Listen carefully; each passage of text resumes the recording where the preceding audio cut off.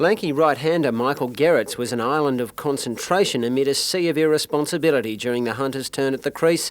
He patiently waited for the loose balls and accumulated a neat 35 before running out of partners.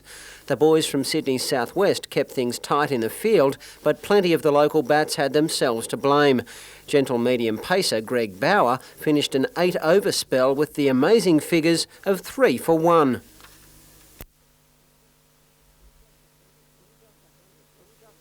With just 100 runs to protect, the Hunter boys were praying for a downpour.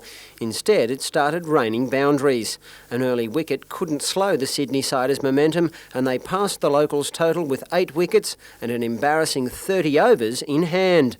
They're sure to be the team to beat in tomorrow's final.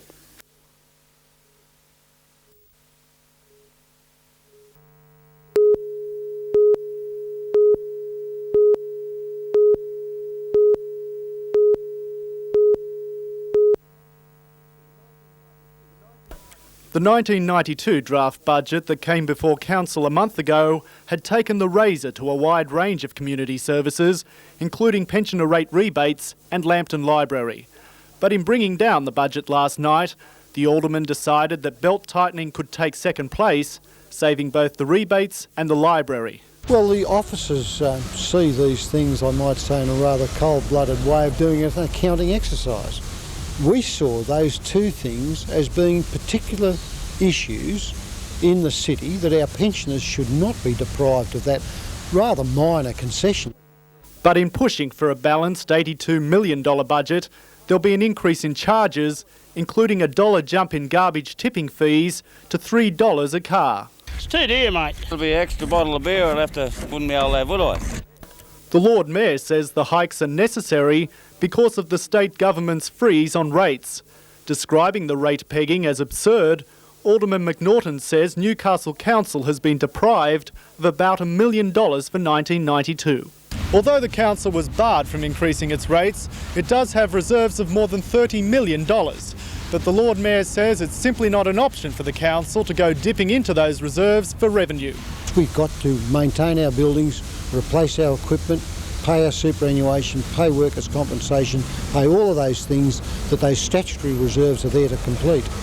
While the budget is now in place for next year, Greens Alderman John Sutton believes the community should be given a greater say in future in deciding where cuts should be made and money spent. Now, I'd rather see us start the budget process for next year now and start moving around the community, asking people what they want from the council, giving them an opportunity for input. Scott Bevan, NBN News.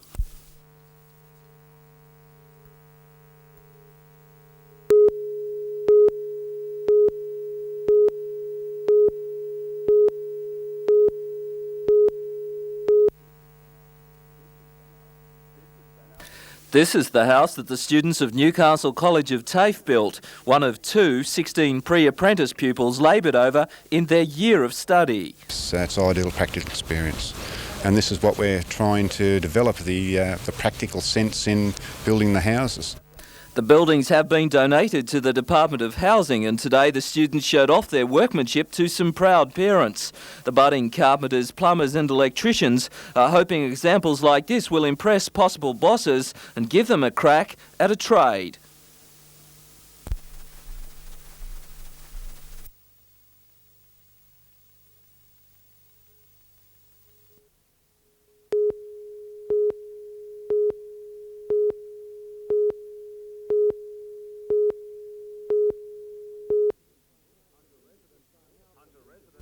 Hunter residents are now familiar with the Water Board's Every Drop Counts campaign, but just try counting these drops.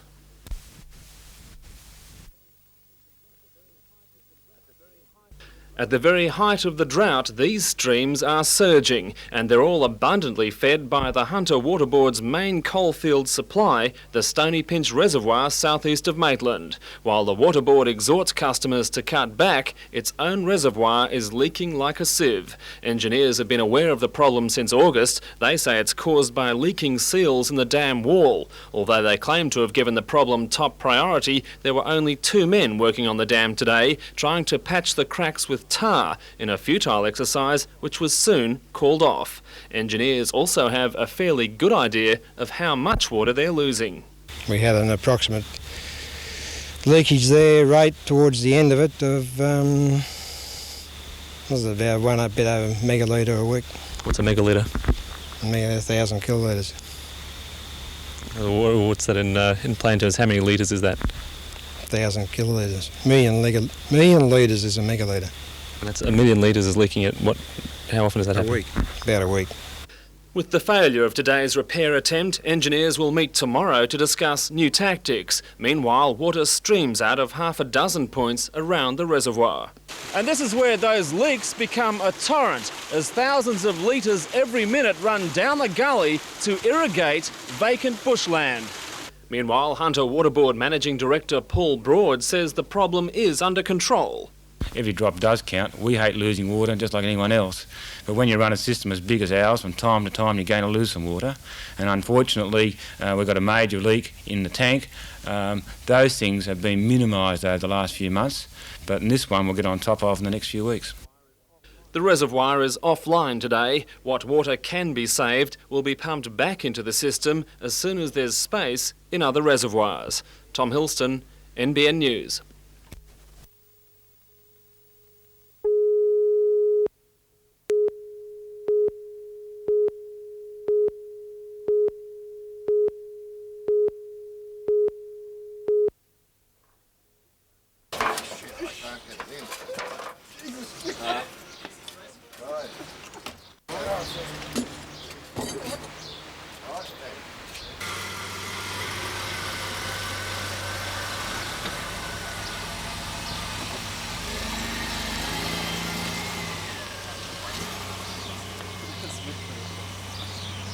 How was that?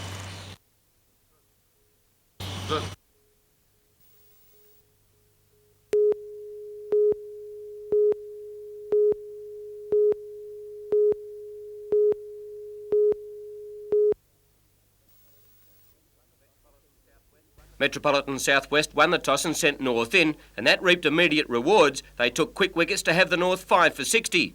Then Craig Glassick went on a rescue mission, compiling a smooth 80 not out, with one sensational straight drive for 6 that never climbed more than 10 feet off the ground, thundering into the side screen. Glassick was aided in an 8th wicket partnership by Mark Catley, who hammered fast bowler Barlow for 13 off 1 over. Barlow didn't like the punishment he received and made his feelings felt, but Catley promptly hit him over the fence the very next ball. But Barlow had his revenge, and North slumped to be all out for 197.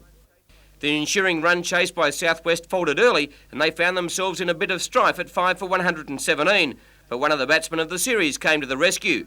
Corey Richards was in the runs again today with 65 not out, adding to scores of 97 not out, 41 and 43 to finish the series with an average of 123. As the South West cruised their way to victory, Dale Turner had the honour of scoring the all-important winning runs, and he did it with a huge 6 straight over the bowler's head, and his teammates celebrated.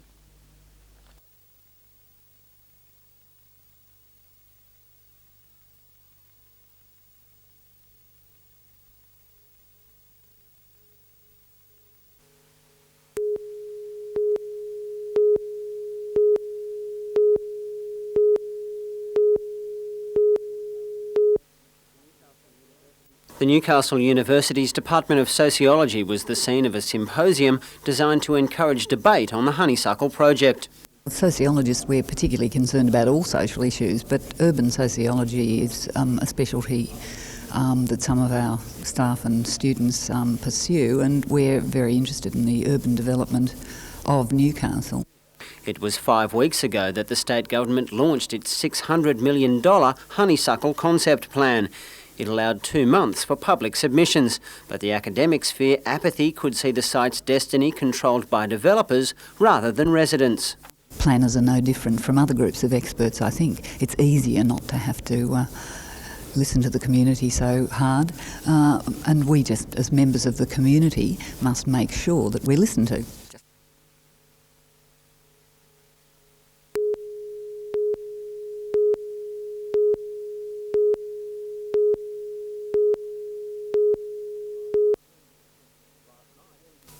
The Last night, NBN revealed that the Hunter Water Board's second largest reservoir had been leaking uncontrollably since at least August. Water Board engineers estimated that leaks from the deteriorating tar-sealed joints reached more than 1 million litres a week. But that estimate appears modest when the average household tap left running for a week would lose up to 250,000 litres. The torrent streaming from Stony Pinch Reservoir yesterday was certainly delivering more than a few backyard taps. Water Board Managing Director Paul Broad says repairs to the reservoir were delayed to keep up water reserves for bushfire fighting. The Water Board apparently believes the fire danger has now passed and the reservoir has been taken offline while attempts are made to reseal the leaks. Meanwhile, a Water Board spokesperson says fears of toxic blue-green algae blooms contaminating the Williams River are greatly exaggerated. While traces of the bloom have been detected, the spokesperson said amounts were too minute to pose a health risk. Tom Hilston, NBN News.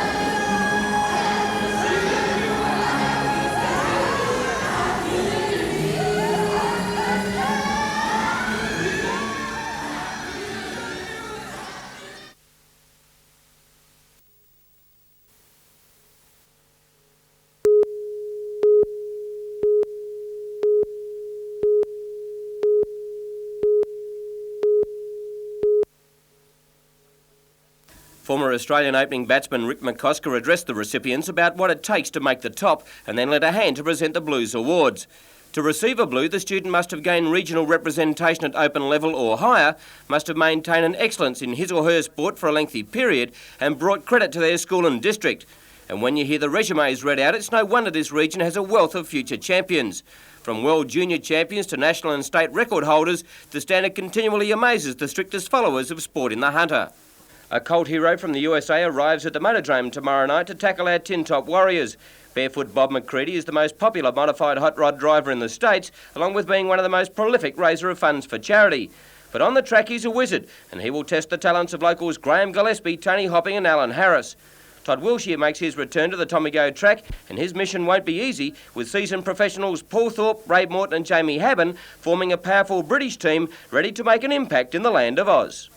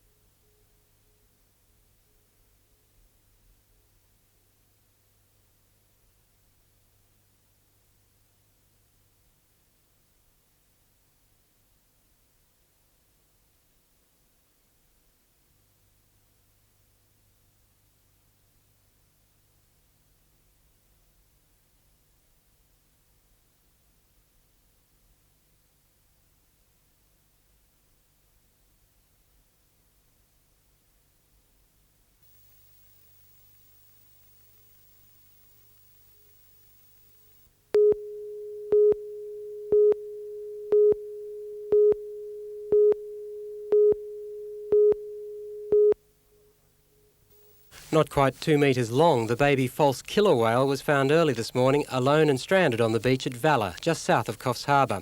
Members of a local whale research centre came to the rescue, arranging for it to be brought here to the pet porpoise pool for specialist attention.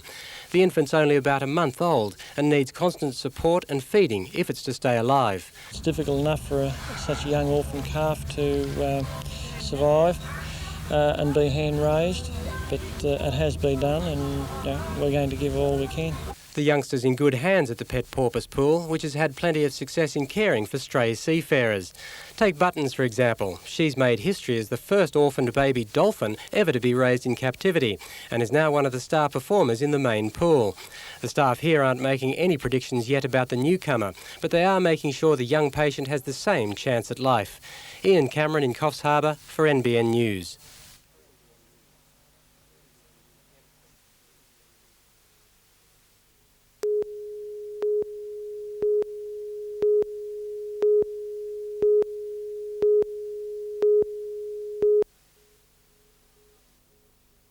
After more than 30 years in the banking industry, Don Sanders knows what makes a dollar work. Speaking at the Newcastle Businessmen's Club, Mr Sanders said the economy needed three major inputs: increased productivity, a boost in savings and improved competitiveness. But underlying this was the need for a strong workforce, and it certainly isn't getting any younger. We have an ageing population, and that means that if we keep up the current retirement ages, there'll be fewer people to support the retired people, to do the work in the country for the retired people. Mr Sanders believes over the next 20 years workers will be forced to stay on longer as the population gets older. Commenting on the parliamentary banking inquiry last week, the managing director said he was pleased with the outcome, saying rumours of corruption in the industry had been quashed. The inquiry had questioned the need for high interest rates. Mr Sanders said the market sets the rate, not the bank. Can you make any predictions about interest rate drops? I could make loads of predictions. They wouldn't be worth two bob, Peter. So, no, the one thing I've learned about predicting is that I'm no good at it, really, so I avoid it.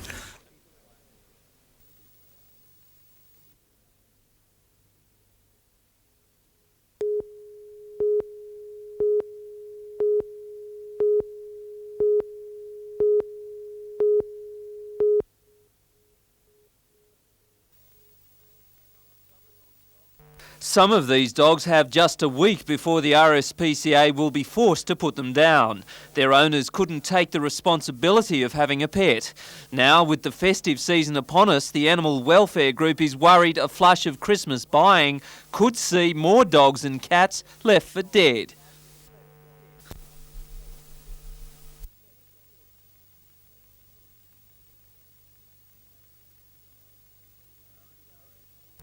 The RSPCA already has too many boarders on its books.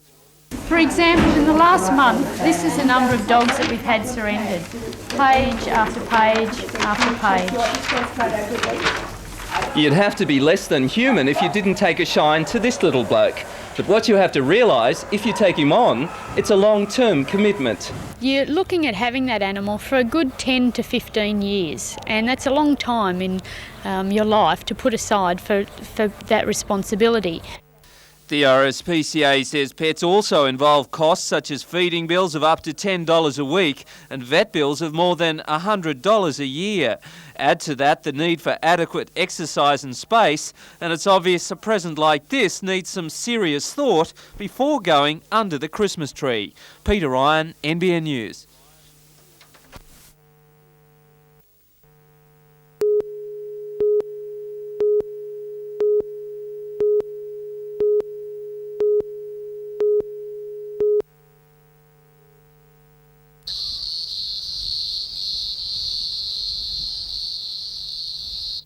As the Hunter and Mid-North Coast feel the effects of what is shaping up to be a long, hot and dry summer, with little useful rainfall expected before March, the restrictions announced at a special meeting today came as no surprise. Moved out of the stage where we were just a little concerned to being very concerned. Our storage is now below 60%, so we've had to move to putting in restrictions. According to the Water Board, every drop counts. On the home front, sprinklers are out, but drip irrigation systems and hand watering are allowed. An average of 30% of domestic water use goes onto the garden, and it's here the board expects savings. Industries and businesses are also being encouraged to conserve. Spearpoint and treated wastewater is being trialled for non-drinking purposes. Restrictions will be enforced by the board monitoring water meters and applying a 3-card warning system to heavy users. Listen, we've told you once, you may have missed it, re-emphasise the point. After the third card, we would then look at putting on restrictions. And that would be a little restrictor in the water supply system, so they still get water, but at a much reduced rate. The Hunter's water supply dwindles day by day. To save water, we will have to restrict our water usage.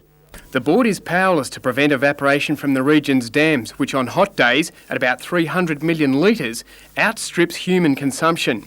It's estimated water levels will drop to below 50% by January, when further restrictions are expected.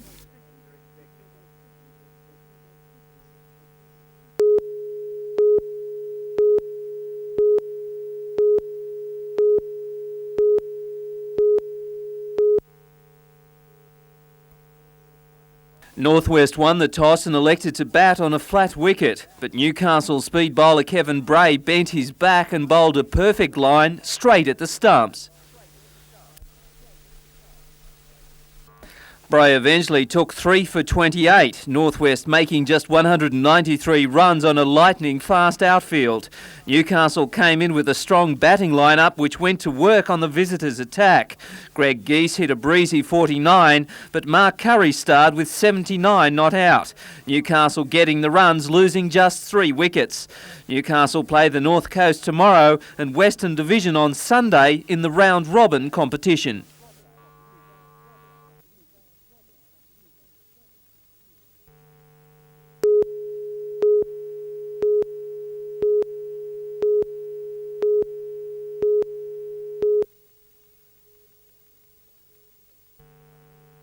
The dynamic duo from the States, John Pearson and Bert Cheetham, had the pedal down today to get the jump on their Aussie competitors for the 50-lap Classic. They'll be up against current New South Wales champion John Leslight and a local contingent including Don McEwen and Bob Brewer. The Yanks are fast and loud, but they're not counting their chickens yet. Aussies are pretty tough. They're not going to give it to us.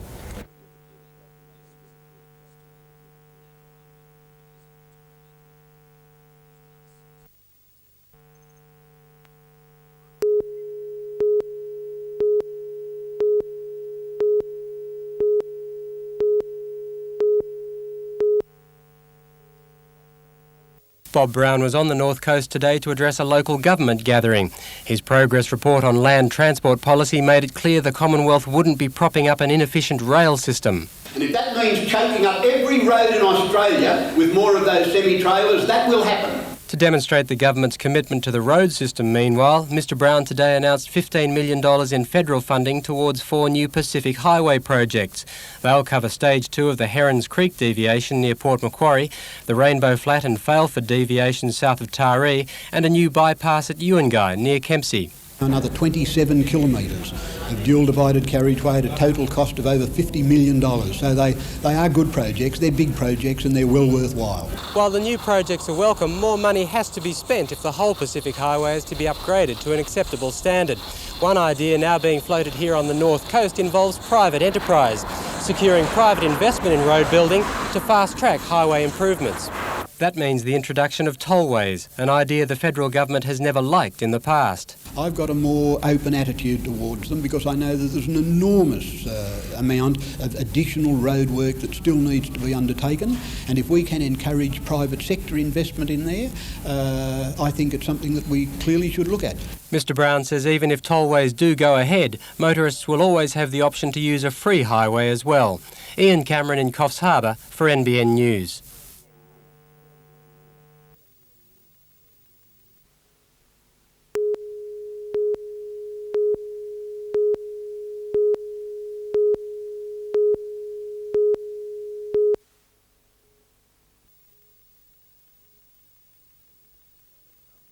For some, this is the sound of Christmas, and there's more sparkle and spangle than a well-hung Christmas tree.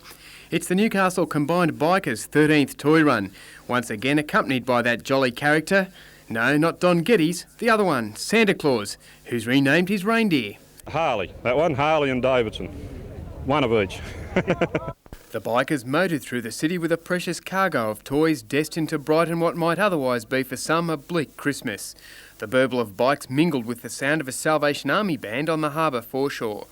The Salvos gratefully accepted a truckload of goodwill and about $1,000 in cash donations.